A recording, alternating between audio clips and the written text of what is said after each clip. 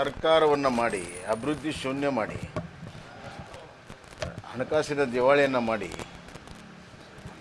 ಮತ್ತು ಹೆಜ್ಜೆ ಹೆಜ್ಜೆಗೂ ಹಗರಣಗಳನ್ನು ಮಾಡ್ಕೊಳ್ತಾ ಹೋಗಿ ಇವತ್ತು ಕೋರ್ಟಲ್ಲಿ ಕೇಸ್ ಇದೆ, ಅದನ್ನು ಪ್ರಭಾವ ಮಾಡುವಂಥ ಮರೆಮಾಚುವಂಥ ಕೆಲಸಕ್ಕೆ ಇವತ್ತು ದೊಡ್ಡ ದೊಡ್ಡ ಸಮಸ್ಯೆಗಳನ್ನು ಮಾಡ್ತಾಯಿದ್ದಾರೆ. ಸರ್ಕಾರಿ ದುಡ್ಡಿನಲ್ಲಿ ಮಾಡ್ತಾಯಿದ್ದಾರೆ. ಅದೇ ದುಡ್ಡು ಇವತ್ತು ಅಭಿವೃದ್ಧಿಗೆ ಬಳಕೆ ಮಾಡ್ಬೋದು. ಯಾವ ಪುರುಷಾರ್ಥಕ್ಕಾಗಿ ಇದನ್ನು ಮಾಡಿದಾರಂತ ಇವತ್ತಿಗೂ ಗೊತ್ತಿಲ್ಲ. ಇವತ್ತು ಮುಖ್ಯಮಂತ್ರಿಗಳು ಹೇಳಿದ್ದಾರೆ ನನಗೆ ಆನೆ ಬಲ ಬಂದಿದೆ ಅಂತ.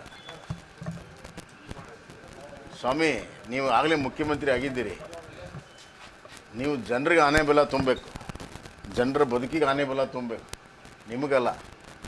ನೀವು ಮುಖ್ಯಮಂತ್ರಿಯಾಗಿ ರಾಜಕೀಯವಾಗಿ ಇಷ್ಟು ಅಸ್ಥಿರತೆಯಲ್ಲಿ ಬದುಕುವಂಥ ಪರಿಸ್ಥಿತಿ ಬಂದಿದೆಯಲ್ಲ ಅಂತ ನಮಗೆ ಕನಿಕರ ಬರ್ತಾಯಿದೆ.